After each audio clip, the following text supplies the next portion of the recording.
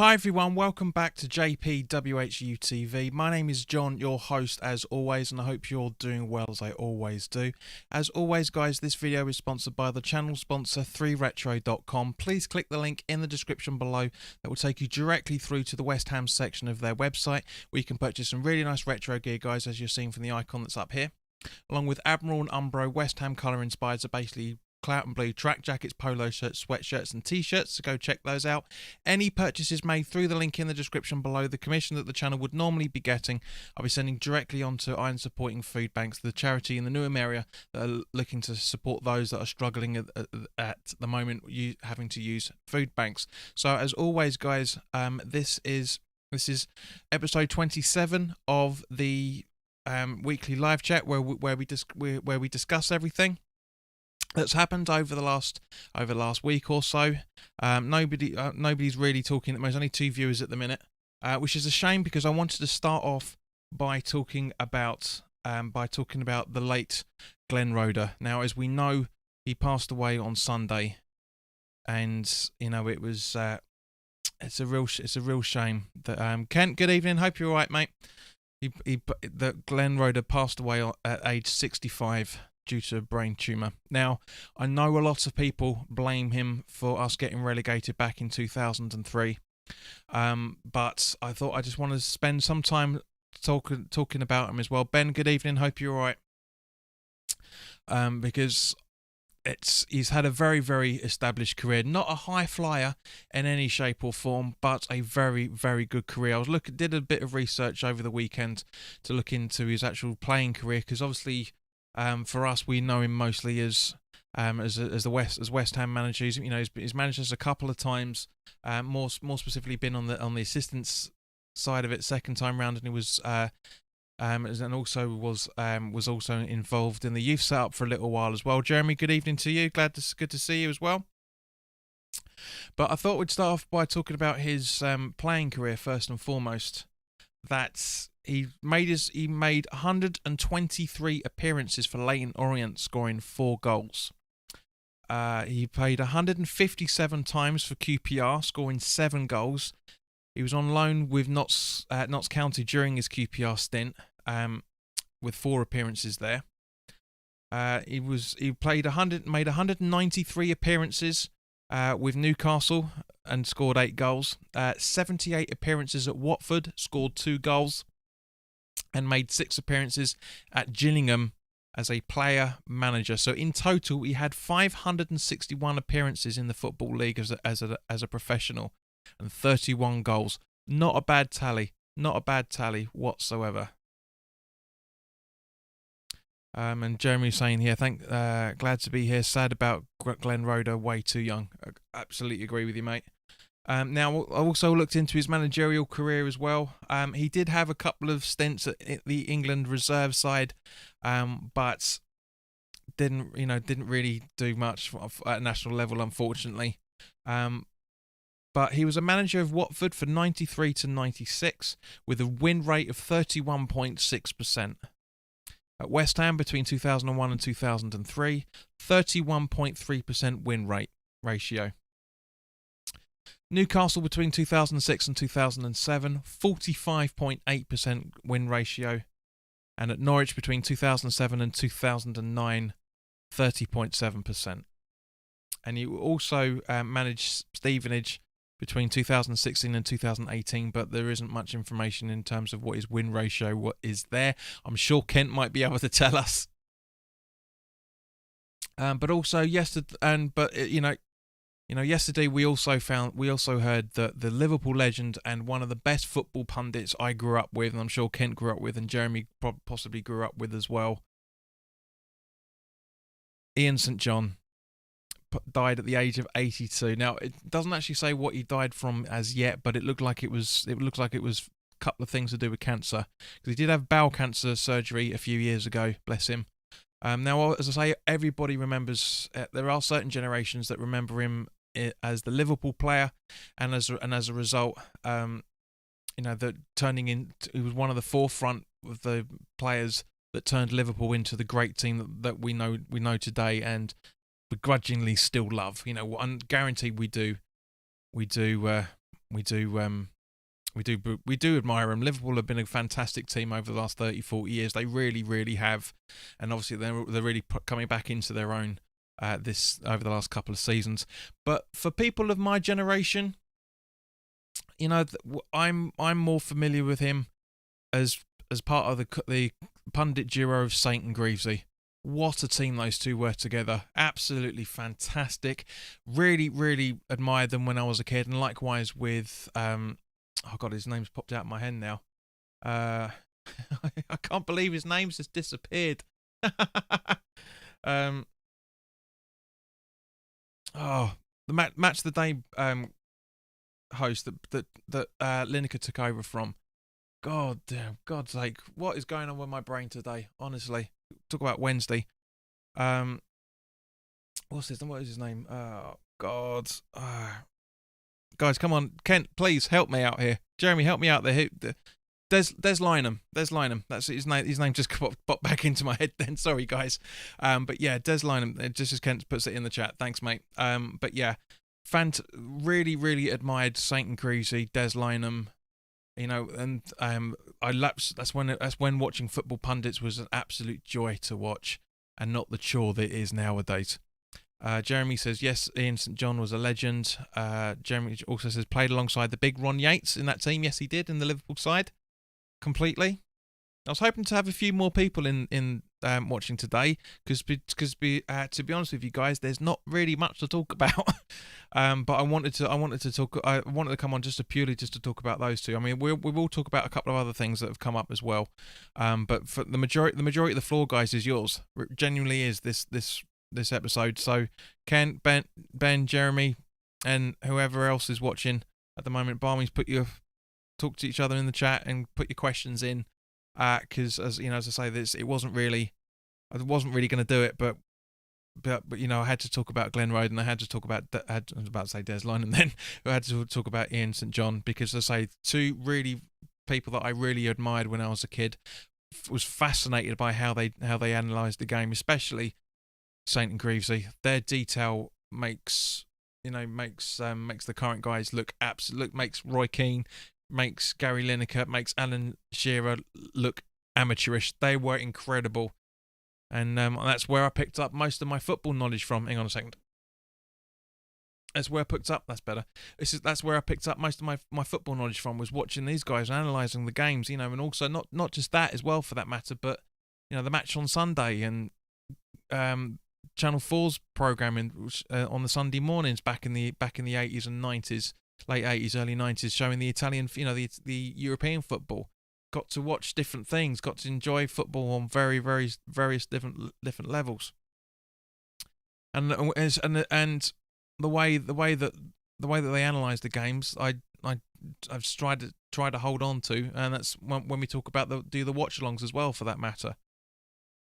But also, it's really interesting to see that we could be holding, as a nation, the UK and the Republic of Ireland could. Nothing's been confirmed at all yet, but given the whole COVID situation, there is a very good chance that the UK and the Republic of Ireland, so Great Britain, I should say, could be hosting the World Cup next year. It could be back. We could have it back. Not bad. You know, 30 odd years gap between when we held the Euro 96, and apparently we've also put in the UK have put in a bid for the 2030 World Cup as well. I mean, that would be just brilliant. Really, really. I mean, it's completely understandable that they would be looking to the UK for this, because out of all the nations, we are the ones that have got the best ratio for the vaccinations. Yeah, and the numbers are dropping like crazy. I mean, the numbers the other day was only like 5,500 new cases. I mean, I know Kent's been putting up on his Facebook account over the last couple of days that he's had his injection, and he was saying it all right from the start to be the first in the queue, and I'm glad that he stood up to his you know, he kept it being a man of his word. But, you know, this is the thing. It's just the fact that this is absolutely... Guys, come on, give me your thoughts in the chat. What do you think about us being able to host the World Cup next year? It's not a definite yet, But if it does go through, guys, what your thoughts on it? I mean, what are your thoughts for the Euros coming up as well, for that matter? Because we will be doing live watch-alongs for the Euros if we're not in pubs by then, on this channel. Because I usually do England watch-alongs, and but that's the thing. That's the way it goes. But it'd be good, really good fun to have you guys along for the England games. I used to do them. I did. If you watched my Euros, so my last World Cup videos that I did when this channel was properly launching, I did do some previews about the games as well, and I did them post-match reactions to them. It'd be very nice to have. You guys along for the ride for those games as well. I've got an England flag for the background. I've got a very nice polo shirt with polo England shirt as well, for that matter. And so that'd be very good to see that. But see what you guys are saying, because I was hoping a few more people. I know there's football on tonight. But Jonathan, welcome, mate. How you doing? I'm good. Hope you're doing all right. So John, we're just talking about the possibilities of us, the UK hosting the World Cup next year. Let me know your thoughts on that, and let me know your thoughts on the Euros for this year as well, for that matter. It's going to be crazy. It's going to be absolutely crazy. Ben says, I didn't know that Glenn Roeder was ill. Terribly sad to hear of his passing away. It was, man, completely. And of course, our thoughts are with Glenn Roeder's family and also in St John's family as well. Ken says, we could hold the Euros with weeks' notice. We have the infrastructure to hold any tournament. Agreed. 100% agree with you there, mate. We've literally, there's talk that there's going to be football at Wembley for the semi-final and finals. London Stadium could be involved. I think Old Trafford's in the mix as well. But it basically be spread out like it was in when we had Euro 96, and I'm really looking forward to that. I hope it does happen. Jamie says he was in a hotel in Bournemouth when we won the World Cup in '66. A 12-year-old boy sitting in a room where someone rented a black and white telly. Unforgettable. I totally agree with you, mate. Showing your age there, sadly, fella, but yeah, totally agree with you. Ben says the Euros, hope some fans will be allowed to go. Mate, it'd be fantastic if West Ham get to host some of it. Sorry, for the World Cup, I should say. If West Ham get to hold it, I genuinely hope that we get advanced priority as season ticket holders, because I'd love to watch an England game at the London Stadium, just to be back there for anything else. I mean, the atmosphere would be brilliant. Really would be brilliant. Jamie said, I think we were very well suited to host it again, and it's about time too. Agreed, because France has held it twice since we held the Euros. We had the World Cup '66 final, World Cup that was held here, and then Euro '96, and it's been nothing for 30 plus years. So, John says, I'm really sad to hear about Glenn Roeder. He did a good job at Newcastle. Agreed, mate. That's what we were saying at the start of it. We're going through his win ratio. Very good win ratio, better than the other clubs he's remembered for. But obviously, Glenn Roeder, from an outsider's point of view, when people think of Glenn Roeder, the manager, they do think of Newcastle, because that was one of his best times. Ken says, yep, Mexico have had it a couple of times as well. Absolutely agree. Now, there was in the budget report that came out today. I'm not going to go through the thick of it. There's a lot of waffle in there. There's a lot of stuff that a lot of people aren't going to be bothered about. But the good news is that anybody that's on furlough at the moment, the furlough scheme's been extended to September. Now, that should be, I'm guessing, around about the time that, we should be back to normal by that. But you never know. You never know. John asks, John, mate, did you enjoy the sun last weekend? I got out on some of it. Yeah, got out on some of it. That was good. I mean, obviously on Saturday, and no, I didn't watch the Newcastle game before you host it, mate. Before you say anything, we had a nice few drinks on Saturday night, me and the housemates. It was good fun. Really good fun. But yeah, I did enjoy some of it, mate, and I hope you did as well, because we're not going to see much rain. We're not going to see much sun for the next few weeks, by the looks of things. Now, before we go and talk about the City game, because which we'll do hopefully around about half past. Let's say it's a shame that the viewing figures aren't as high as they were last week, because it would have been really good. So guys, please do share this content, get people involved, bring people in. Come on, I can only promote this so much. So come on, share all those 7 of you that are watching. Thank you so much for someone who's just joined. Share the video on your Facebook. Get people involved.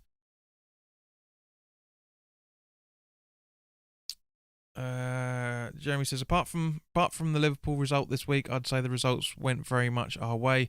Now it's up to the lads to make sure they get the double over Leeds on Monday. Good evening, Irish Tommy. Hope you're alright, mate. Good to see you back, mate. John says we should have won the other night against Wolves. But going back to what Jeremy's saying, to be honest with you, mate, I didn't really watch much. I watched the extended highlights of Villa against Leeds. And it looks, and as you'll find out in the preview when it comes up in a couple of days, we'll have it's the signs aren't looking good, shall we say. Tommy, give me your thoughts on what's happened over the last week, mate. Now what I want to do is, I know a lot of you guys have probably read this, but for those that haven't read this is a Les interview with TalkSport. Now this sound, to me personally, this sounds a little bit like the same stuff that Payet said once all the shit settled down, but at the same point that there is parts of it that is quite there is quite a humility coming from him. He said at the time it was a good step to go to West Ham. The people were nice to me and the project is why I decided to move. After 1.5 years, it was the best solution for both parties to separate. It's never easy to understand why it is not going well, and it was not perfect for me, the situation in the club. Then he goes on to say, of course, when everyday people are talking about the price tag, they are waiting for something for this money. You can do nothing about this price, it's just what you have on your back. Of course, people see you with another view and expect even more than with someone else, but I can understand that as that's a footballer's and hang on. Oh God, who's written this? The Moose. But I can understand that's a footballer. That is a footballer and footballer's life, and I just tried to give my best and perform. I'm always seeing it on both sides. Maybe I wasn't in the best moment of my career. Maybe things were quite difficult for me, and maybe the setup was not perfect, and myself was not at the right time. I never blame one thing. It's just the situation that you need to understand and see. It was really frustrating to see those games coming and getting no goals. I also had the feeling that I couldn't really find the perfect place on the pitch or anticipate what my partner will do. Well, that I don't agree with. He was able to anticipate what Antonio was able to do quite a fair bit. He even set up Antonio for that great goal at home against Southampton. Said, I never usually look back with regrets, but of course I feel frustrated because I left without finishing something, and that's a bad feeling. You have no choice and you have to look forward. I think it was the right moment to leave. So I don't like to say I think this team will do this or that, but I really hope they will finish in the Champions League spots. It will be amazing for the club, the fans and the players as well. With the work they have done, they deserve this. And there is also a bit about he talks about Rice and how good Rice is as a player but that's not quoted on TalkSport. That's probably in a different article up there. But yeah, it's very good. John, who are you talking about, Les? There isn't any conversation about Les in the chat, and I haven't mentioned anyone called Les. Irish Thomas says, happy with our performance against City. Really important we get 3 points against Leeds, as Everton and Chelsea are right on our heels. Ben says, agreed, Tommy. We have played as well as I expected. But guys, I've just read you pretty much 90% of what Allaire said to Jim White on TalkSport. Let me know your thoughts on that. Let's try and keep this a bit more conversation relevant to what we're discussing. I said we will talk about City in a minute, but I want to get your thoughts on what was said. So come on, guys. I know you're listening.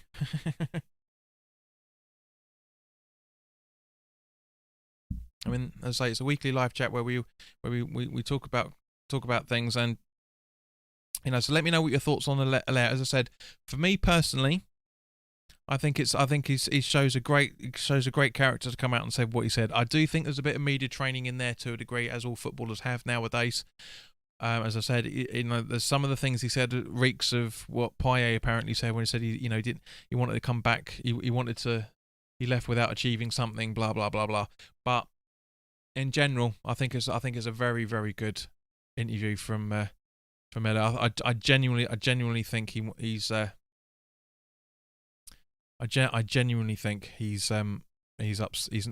does regret what's happened. I mean, at the end of the day, there were games where he played absolutely out of his skin. Yes, the system changed. Yes, the managers changed as well. And yes, the formation had to be flipped around so Moyes could figure out what the best way to win games was. And yes, it didn't really work to Allaire's advantage. But at the same point, that's what happens when you play a player that isn't a manager's first choice.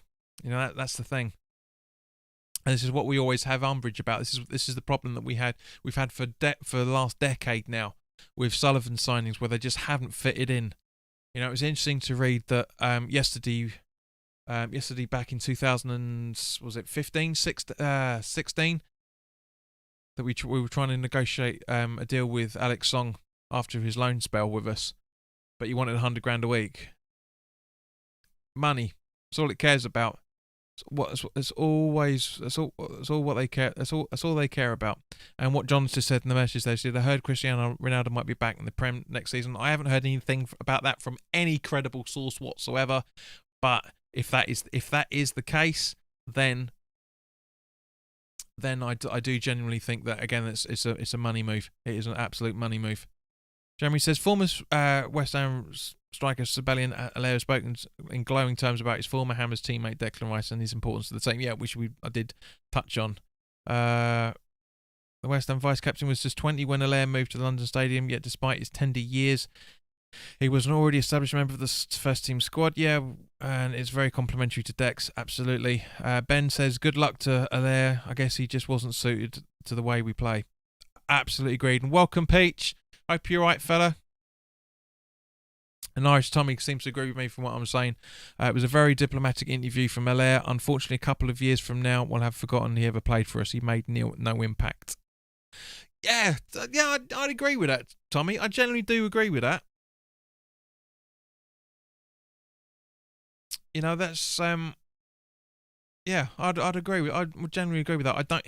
He made an impact in certain things. He showed us that playing a player in the right system can really work for us, which is what Antonio's situation is now. But at the same point, yeah, I do think it's what happened. We talked about this in the summer, mate. And everybody's has. I know you've talked about it on various platforms over the last year or so. But it's what happens when you sell strikers and don't replace them, and you just rely on one striker up front. That's what happens. That's the problem. The majority of that, I don't agree with what Allaire was saying, because he does say that he couldn't anticipate what his partner was doing. Well, yes, you could. Yes, you could. You did that before. The rest of it, as I say, yes, it is a very, very diplomatic. It is a very diplomatic interview from him. But John's asked quite an interesting question. I'm gonna put that up now. I'm gonna have a look to see, because I've noticed. Now, guys, we'll talk. I just want to touch on Lingard just very, very, very, very quickly while I have a look at go away. While I have a look at John's question. According to Transfer Market, Lingard's out of contract in the summer. So where's this £20 million price tag coming from Man United? Unless he's automatically got an extra unless he's got an extra what's the word? He's got an extra automatic kick in for his contract with Man United. But he's as far as I can see, he's a free agent in the summer. So what's the dealio? Right. John said right. So okay. So after West Ham, where are we? He went to Hang on, where are we? So yeah, so you can't. What? Hang on a second. This is mental.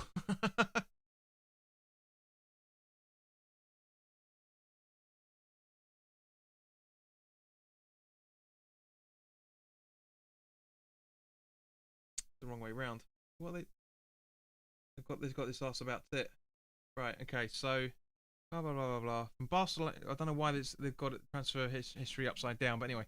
Right. So after Barcelona, which is where we loaned him from, he went to Rubin Kazan in July 16. Left Rubin Kazan in January 18. Was out without a club until August of 18, where he went to FC Sion. And then left there in March 2020. And then in November 2020, he went to the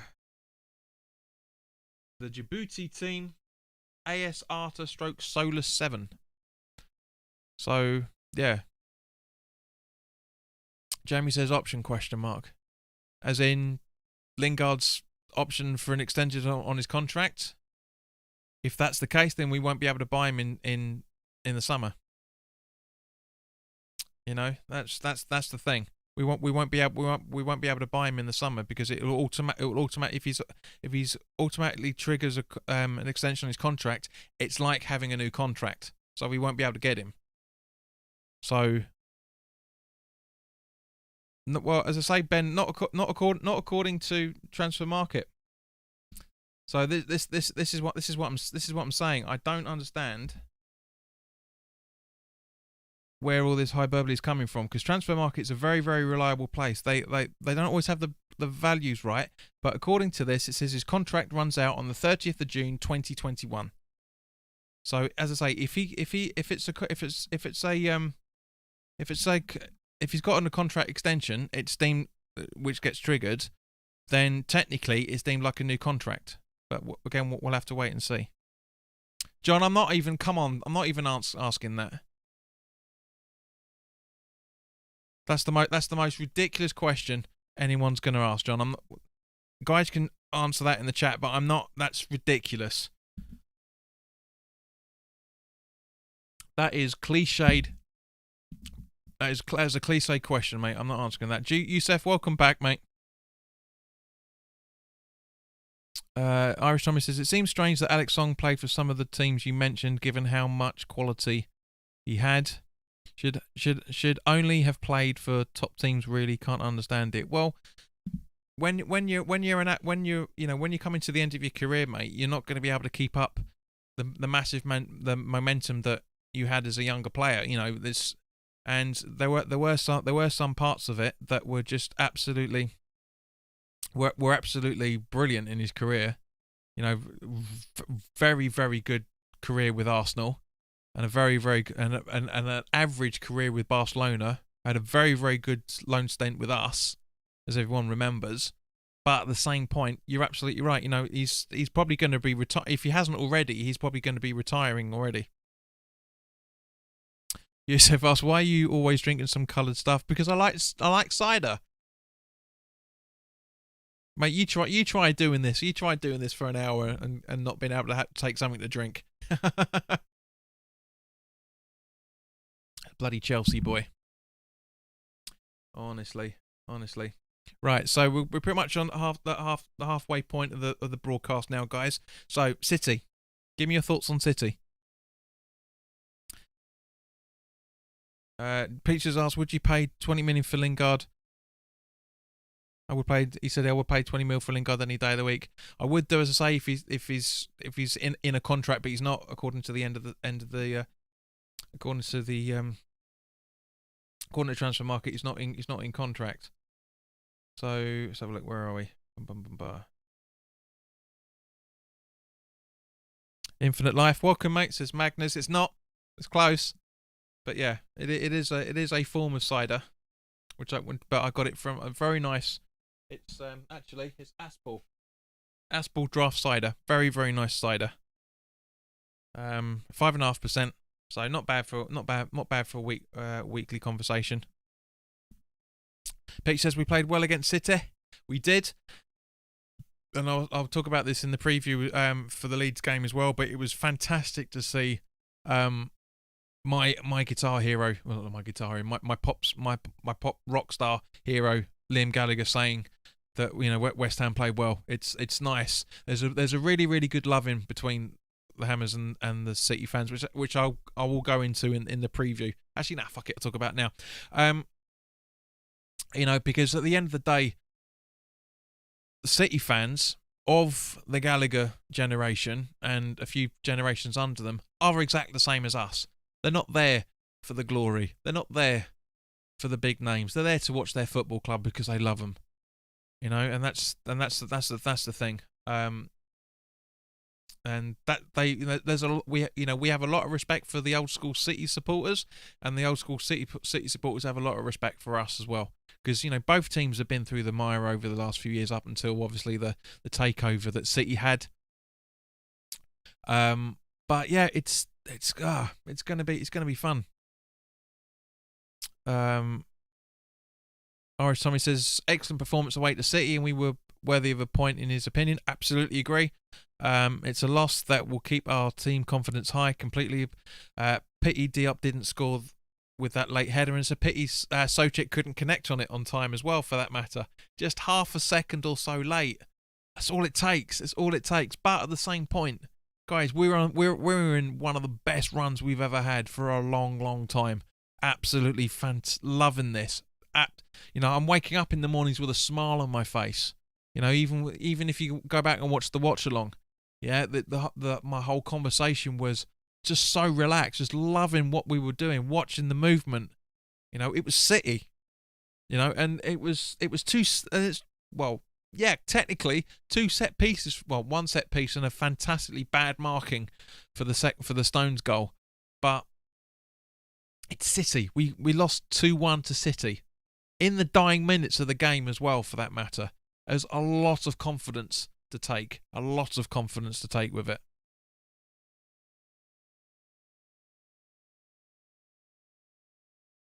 Rhoda and Tony, hello mate. Tony, good to see you. The difference from that City game to all the other thrashings they have given us is that Lingard goes forward and does not turn the ball back. Agreed.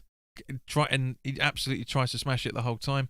Ben Davis says, Man City fans come across like a good lot. Most of them. There are some dicks. But yeah. Jeremy says, but United have now triggered the extra year on the written in his contract. Fair enough. So in that case, yes, 15 to 20 million.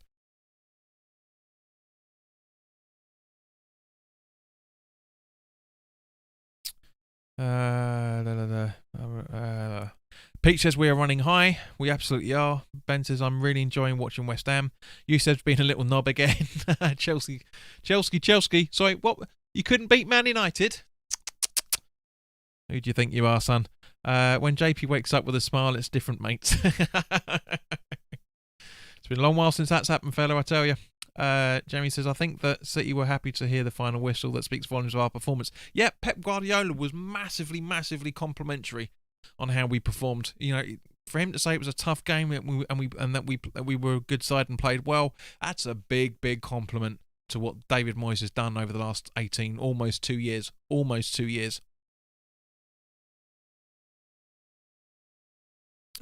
Infinite Life says, agree. What a run we're having and what a performance against City. Yep, absolutely. Irish Thomas would never have guessed the 2 goals we would concede would be from centre backs. Mate, that's football. Goals come from anywhere. You can't mark everybody. That's the problem. Tony says, my oldest son picked City as his team, and I told him he was in for years of pain. New owners came in, and he's always shouting of joy. Other son is a Sunderland fan. See, that's what I'm saying. Old school, because old school style supporting, mate. That's what I'm saying. That's what a lot of people enjoy. That's why a lot of people watch football. It's the fact that it brings us joy and it brings us pain at the same time. I mean, fucking Antonio is a joy and pain style player. I absolutely love the bloke. I genuinely do. But he has irritated the hell out of me, and I know Tommy's going to probably weigh in with a few things about him as well. But he really has irritated the hell out of me, and I've absolutely wanted to snog him within 5 minutes of making me really angry, because he will do a Bobby Zamora. He'll kick the ball to Rose Ed, and then 5 minutes later he'll set something up absolutely superb. That's what he's like. That's why a lot of people can't understand what he's going to do next. But yeah, it is. It's the joys of being a West Ham supporter.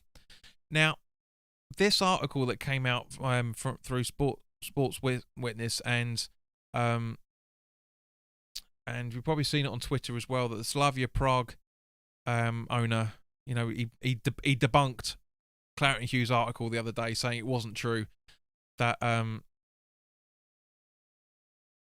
it wasn't true that that they were told that they would have to stop selling players at a discount price. He said, he said that on Twitter.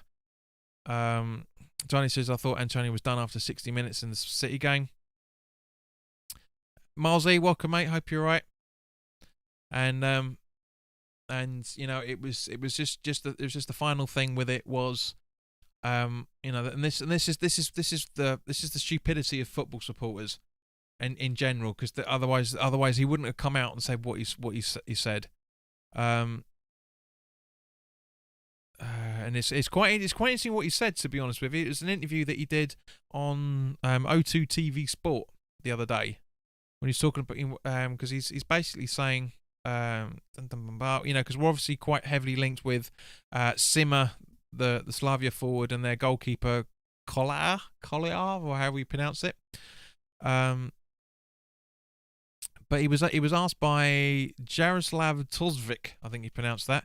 The president of the Czech Republican side has now revealed he regularly gets multiple requests from West Ham fans about those two players. He says thousands of West Ham fans write to me on Twitter without exaggeration. So, I'm not exaggerating here. Thousands of people are tweeting him saying they're asking when Simmer or Kolar are coming. They feel they should have a pre-purchase right. But that's not the situation. We don't have a partnership. Maybe we'll get there in time. And he goes on to talk about the offers that they had for Sivers. He said, in the winter we had an offer of 10 million euros from a leading Premier League club, but we wouldn't sell him for less than 20 million. We know about offers for the summer which range from 20 to 25 million. Of course, it's difficult to overtake, but the amount that the Sun speculates about would be difficult to refuse. This is for 5 years of operation of Slavia, and we would still build a youth academy of Abdallah Simmer, who got the keys to my bimmer. But this is the thing, is that to a degree that is an open invitation to David Sullivan to say, make us your purchasing side, and going, and likewise at the same point, hang on, see what tone Andy's written, because it's coming up needs approval. Good evening, Jake, hope you're right, mate. No, he's deleted it. He knows there's a swear word in there. He said, you spoke about the shocking ref Lee Mason yet? No, we haven't. To be honest with you, I couldn't be bothered about it. And how amazing is it Mike Dean will be the ref on Monday? Sack them all, bring on TV referees and linesmen. We are fucking massive still. Come on, you irons. You'll have to wait for the preview, mate. You have to wait for the preview. But as I said, Jeremy, thanks for letting us know that Burnley have equalised to Leicester. But yeah, it is. It's the thing that, as I say, that's an open invitation. Guys, what are your thoughts on this? Gary, you've missed bloody everything, son. We're wrapping up soon. Hope you're all right. And Sheffield United have won, Villa 0. Well, Jeremy, this is a live chat. Come on, get involved. Right, finally, somebody's listening. Tony said, I'm surprised clubs don't have feeder clubs cheaper than the academy. Well, technically, Liverpool, Southampton are Liverpool's feeder club. They've bought a lot over there over the years. And this is the thing. It's just the fact that we need to have something like that in place. As I said, we can nurture their prospects, and also at the same time, we could loan out our juniors to them, and therefore they can have some really good players out. They get some very good international experience, come back. I mean, I wish we could have done that with Grady, for example. Loan him out to, don't fucking sell him to West Brom. You know, just loan him out to Slavia Prague for a season, get him some international experience, and send him back, and he would have been an absolutely incredible player. But we'll have to see. Irish Tommy says the Slavia thing has got a bit silly now. I'm sure other clubs have players we might buy. Absolutely. But this is the thing, because everybody's waxing lyrical about how fantastic Soufal and Souček have been, you know, and I've said it as well. It's football ignorance from every point of view going that all the players from Slavia Prague are top notch. Well, if they are top notch that everybody thinks that they are, why aren't they in the Champions League? Why haven't they won the Champions League? Do you know what I mean? It's just it's a ridiculous state of affairs. Don't get me wrong, I love the two players. Soufal's been unbelievable for us this season. Unbelievable. Souček has been the missing linchpin in the midfield that we've needed for a long, long time. But you know, that was we need something. We generally need something. Jeremy says, better still if Burnley win. Starting to believe that we really can make the European places now, guys. We have 13 games left to go. Stop getting excited. I get it. I understand the buzz around it, but as I said a couple of weeks ago, and I'm going to say it until the end of the season actually happens, everybody is making out like it's the end of the season now. It's not. It's not. We've got 13 games left to go. Yes, all right, there are 39 points available, technically.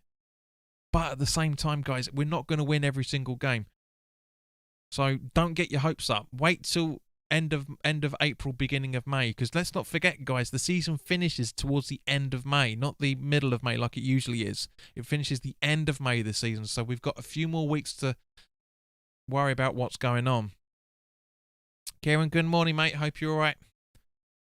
And it's like being at school. Everyone's, I'm sorry I'm late. So, I don't want lines. Please don't give me lines. But where are we? So, Jeremy says, interestingly, I was up in arms about Grady, but he has not exactly been getting rave reviews at West Brom, and also showing himself to be somewhat injury prone. Yes, he was injury prone with him when they were out on loan in the first place, mate. And Gary, you're going in the bin, mate, if you're going to keep that up. But you know, it's just.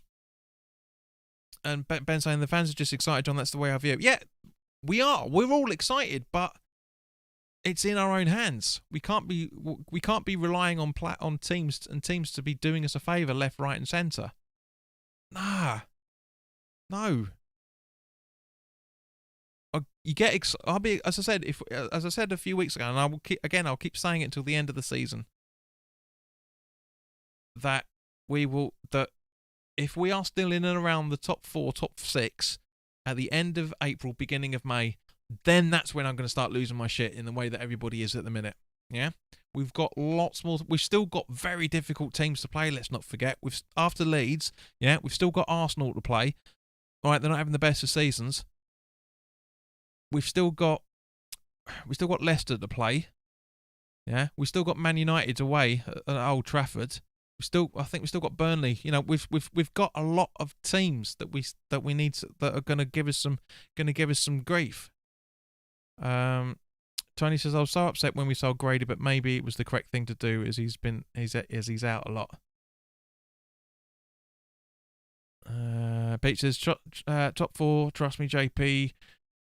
Why can't we win 8 out of those 13? I'm not saying we're not, mate. I'm not saying we're not. It's literally just the fact that we need to keep our feet on the ground, because I know we've not got much to get behind as it stands over the last 12 months or so. You know, I get it. You know, I'm not ignorant to what's been going on over the years, and you guys have been helping me through the last 12 months, and I thank each and every single one of you for your support of coming back every week. Some of you join in with the watch-alongs. Some of you comment on not many people are commenting at the minute on the videos that I'm doing and everything, but guys, your support means the hell of a lot to me. It genuinely does. And this is the thing. It's just the fact that I'm not blind to how everybody's reacting, but we've got a long way to go. Just enjoy it. Don't put the season up on a pedestal. Just enjoy it.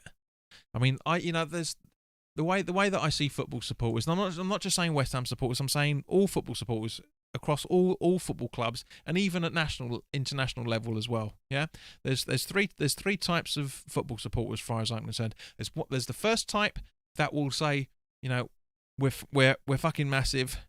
We're gonna win everything. We're gonna win the FA Cup. We're gonna finish in Europe. Yeah, you get that, right? You get the second type of supporter that's basically me, saying, I want us to do well. It'd be nice to have a decent FA Cup run. Let's just see what's going to happen and see where we end up. And then there's the third type, which is we're shit. We're going to get relegated. We're going to throw the cups at the earliest opportunity. We're going to lose all the games we should be winning. Blah blah blah. We're going to get relegated. Right? Those are three. You get every single football club has it. Every single one. There's even to a degree. There's Man United and Man City supporters that will be worried, and Liverpool supporters that will be worried about not finishing in the top four and the not top six at the start of every season. It happens. We're all like that. But at the same time, guys, just enjoy it. Don't put it on the pedestal. Just sit back, relax. Don't get me wrong. We'll be if we end up at fifth. If we when we finish Southampton at home and we're fifth in the table with that last game of the season, I'll be doing the young Tom. Yeah, I'll be doing the Tom Athers, running around with my chest out. Yeah, I generally will. But at the same point, guys, if we finish 7th or 8th, I'm not disappointed, because I said as long as we finish in the top 10 this season, we're having a decent season, and that's all that matters, isn't it? I mean, mathematically, you've got 12 teams trying to get into the top 6. It's a numbers game. It surely is. Tony says, I think we will win every game, but I always think I'll win the lotto. Tommy asks, anyone else a little disappointed with Bowen this season? I thought he would push on this season and add more goals to his game. He works hard, but I would like to see more quality from him in the box. Good point, Tommy. Very good point. Which goes to the argument about him being substituted quite a lot this season and some of last season as well. Maybe he's just not getting to that level, and that's why Moyes keeps taking him off. It's a very good point. I wouldn't say I was disappointed with him, but I wouldn't say I was been happy with how he's performed at the same time. He's done some great movements, but Tommy, I absolutely agree with you completely that we need to see more quality from him in the box. He's got the potential. It's just something that is missing. I don't know. Maybe he's just not confident at the minute. Maybe he's trying too hard. I don't know. We'll have to wait and see, of course. Jeremy says, Tommy, patience with Bowen, he'll come good. Wears his heart on his sleeve, and he's not a prima donna. Very, very good point there, mate. Again, patience. That's what I'm saying about all these last few weeks. It's just patience and see what happens. Gary says, do you remember when you started doing this a year ago? How fast time goes, mate. It wasn't even that, Gary. It was April, I think. I know I was doing it around. I think it was about May. I think I started it in May, because it was around about my 40th that I started doing this. I think it was something like that. But yes, it's gone unbelievably quickly, mate. It genuinely has. Tony says, yep, Bone is a work in progress, and he gives 100%. Ben says, I agree. Tommy Fornells is the same. I thought they would have thought that he would have scored more. Yeah, again, he's not playing often, but this is the thing, mate. This is the thing, Ben. As I've said before on many occasions, Fornells is a number 10. He's not a winger. He's a number 10, which is why when he's been playing in the number 10 role, he's been absolutely fucking smashing it. I mean, you look at Marshy, good mate of mine. I ain't spoken to him for a little while, but Marshy is a good bloke, and even he's starting to see what I've been banging on about Fornells since Chelsea away last season when we beat them at the Stamford Bridge. One of the last away games we were able to go to. You know, and I love it. I think he's a very good player. He just again, he's like Alert, needs to be put into the right position.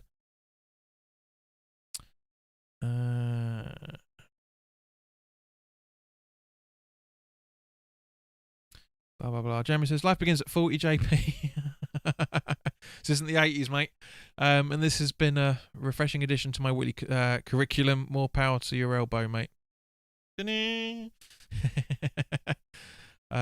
says, I thought we missed out not getting Danny Ceballos, but I would not swap Fornals for him.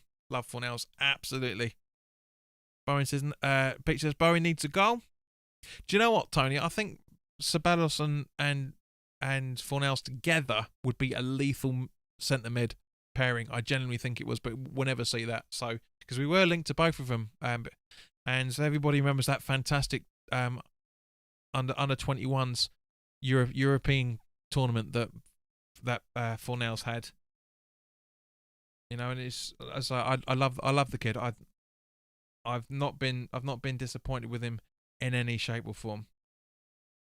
Now, obviously, the last thing I want us to talk about is obviously that there's a new variant of COVID that's come in from Brazil, and apparently it hit 379 households. So just be aware of that. That if the numbers are going up, it doesn't necessarily mean that it's because of everybody mucking around in a couple of weeks' time. It's probably to a degree will be more to do with the fact that this is new variant and how they're trying to struggle to deal with it. Hang on 2 seconds, guys. Should have really checked this earlier, to be honest with you. Yeah, it's a bit better. But yeah.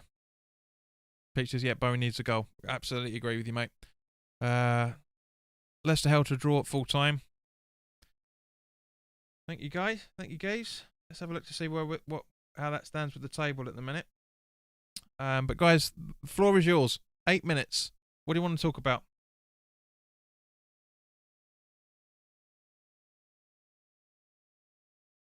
And I'm loving the fact that Chelsea are a point behind us. Absolutely loving that. And that we're 4 points behind Leicester. Really, really loving that idea. And yes, all right, Villa are 2 games behind us with potentially 6 points behind us as well. But as Nicky says on a regular basis, games in hand aren't points on the table. Really, genuinely aren't. So yeah, Burnley and Leicester 1-1. Sheffield United won. Aston Villa didn't. And it's just Jeremy says it as I put it through there as well. Villa lost 1-0. Peach says, I hate this COVID garbage, but it's reality, fella. It genuinely is reality.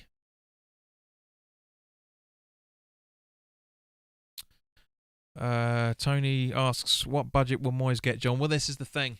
He was promised 30 million in the summer, spent 7.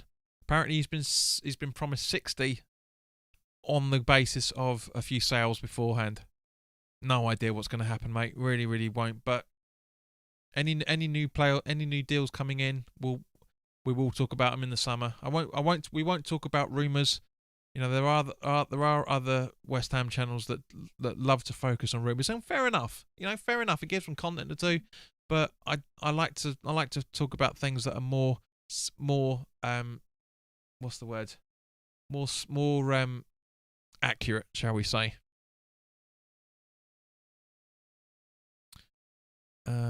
Somebody asks, how do you feel about potentially replacing Fabianski with Ramsdale this summer? Good player, very, very good player. I wouldn't say no to that in any shape or form, Tommy. I know a lot of people have been whinging about it because he's a potentially relegated goalkeeper, but so was Fabianski. You know, I criticised the board for bringing in Fabianski when he first came in because I didn't rate him. He was good, but I didn't think he was the replacement we needed. Boy, was I wrong. And my mate Steve keeps reminding me about that whenever we talk about Fabianski. He always turns around, yeah, but he's shit, isn't he? It always winds me up about that. But, yeah, it's interesting. Kieran says, I must not be late. Well, Kieran, you're one of the ones that are have got to get out of jail free card, mate, because you're not in the same time zone as the rest of us. You've got no fucking excuses. You know, it's 6 o'clock in the morning, 6 o'clock in the morning when you're waking up, geez.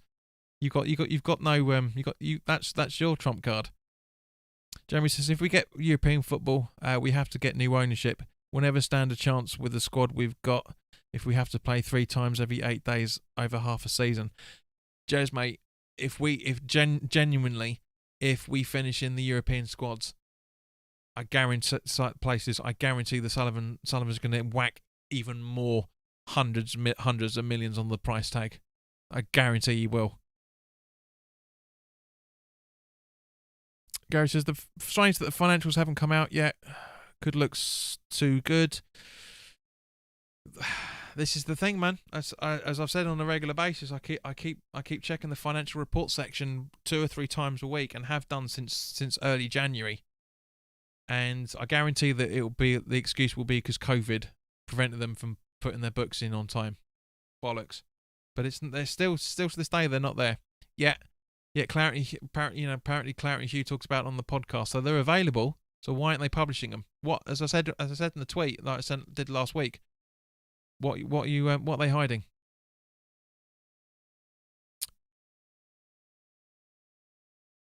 Yusuf says, last time he got a haircut. Mate, I'm growing it. Do you know what I thought? I thought to myself, do you know what? I actually like it like this, so I'm gonna grow it. So Tony says, next academy player to break into the first team. I haven't got the slightest idea, man. I've not the slightest idea. It would be nice. Actually, let's have a look about it. We've still got a few minutes to talk about it. So let's have a look at the youngsters. So we've got so there's Afolayan, Akinola, Elise, Harrison Ashby, which everyone's been talking about, Joseph Anang, the goalkeeper, Connor Coventry could still possibly, Diallo maybe, Holland. I can't see Holland doing it now. I hate to say it, but I generally can't. Nathan Trott possibly still could. Zande Silva could, from when he returns from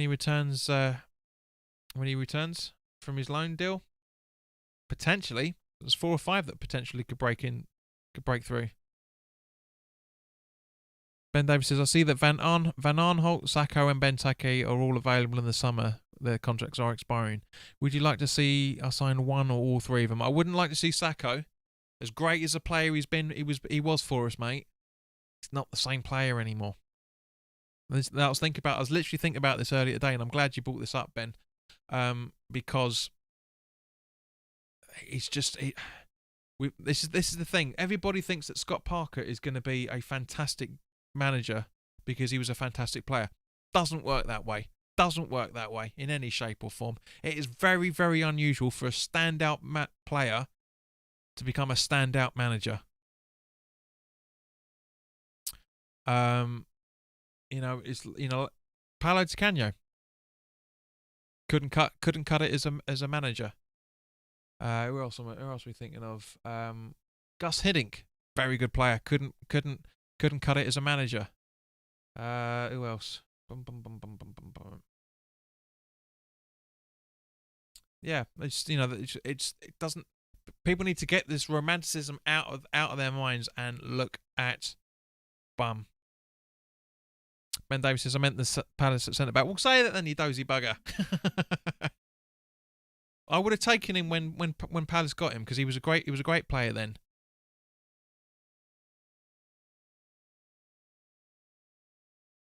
Come on, Yusuf, don't be like that. I know you're trying to goad me on it. Tommy, it's way too early to judge Lampard. Come on, he's only been managing for 2.5 seasons. Come on.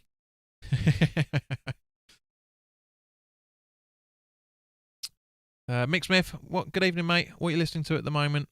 Love the hair, very mod. I thought you might, mate. Yeah, I want to try and get it more modest the older I'm getting for some random reason. But listen to a lot of stuff, mate. Nothing new at the minute, unfortunately. But yeah. Tony says, Australian consultant trying to buy Wigan could be my new second team. It'd be interesting, mate. Yusuf says, Scott, Scott was a great player. Like, what kind of great player? Mate, he won the Hammer of the Year for us 3 times in this 3 seasons in a row. He was one of the best players we had when we got relegated. He got he got PFL Player of the Year. He did stalwart for us, and he was bloody good for you at Chelsea. He was bloody good for Newcastle as well. Where else? He was at Charlton as well. He was a standout player.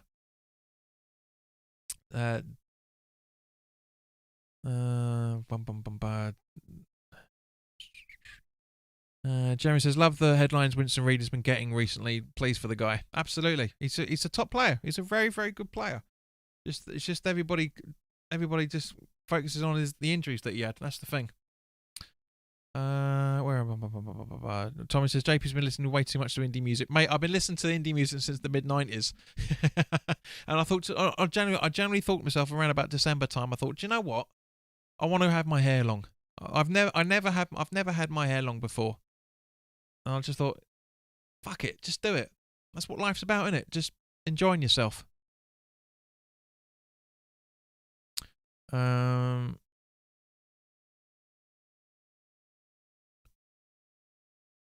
Yusuf, what have you been smoking, son? Honestly, what have you been smoking this last half an hour or so? Your messages are making no sense whatsoever. Ben Davis says, Balbuena potentially leaving. I would like to see him sign a new contract. Who was it? There was I read an article about that the other day, mate. To be honest, ridiculous story, absolutely ridiculous story. That he could potentially be leaving. If he does, he does. But I don't know. We'll have to wait and see. Tony says, will Noble finish his career against Southampton on the last day? It's looking that way, mate. It genuinely is. I hope that he signs a new contract in the summer to be a player manager, or not player manager, player teaching staff, that sort of thing. Right, we're gonna bro, it's weekly chat. Let's have fun once a week. That's what I'm saying. You're making no sense. Right, we'll end on Tommy's question here. Do you think Creswell has another good season in him, or should we sign his replacement this summer? Both, mate. Both. I mean, his replacement is Masuaku. As much as I love Arthur, we need a left back regardless. I've said it for a long time that we need a left back. I was screaming that we needed a right back, not so much now because we've got. All right, maybe need another right back as cover, but we need 3 strikers, and we need at least another box to box midfielder at least. So, Peach says sign a backup for sure. Tommy, completely agree. I meant West Ham fan since when? Who was a West Ham fan since when? Peach says Zinchenko. I'll take him. Very good player. Coming towards the end of a good run, but a good run nonetheless. Kieran says it's so good to have so much cover at the back. It is, mate. And as I say, we will leave it there. So, guys, thank you very, very much for your time. If you're new to the channel, welcome. By all means, please do subscribe. Click the like button if you haven't already done so. If you've enjoyed this, share this content for anybody that's watching this. As you'll notice from last week, anybody that puts a question in the comments, I'll read it out in the next video, the next live stream. So yeah, come and enjoy. Share this on any platform that you wish to try and get more people on here. Mick, much love to you too, son. Peach, thank you to you, and Tommy and everybody as well. Thank you very much, guys. At the end of the day, you guys make this the conversation that it is. And so, okay, so upcoming content for the Patreons, the City preview will be up tomorrow evening, and then for everybody, Friday evening, I should say, Friday evening, and then everybody else will be available on Saturday evening because obviously we don't play till Sunday. Friday afternoon we'll have the week 26 Fantasy League roundup. So Peach, keep an eye out for that, mate. See how you're getting on, because the details will be updated on Friday. But in the meantime, guys, I hope to see you for the watch along for the Leeds game on Monday night. It'd be good to see you all there. But in the meantime, guys, look after yourselves. Have a great couple of days. Have a great weekend. If I don't get to speak to you before Monday, and follow us all on the accounts on social media, all under at JPWHU TV. So in the meantime, guys, look after yourselves. Take care, and no fire alarm tonight. Absolutely brilliant. It's been a perfect conversation. All the best. Take care.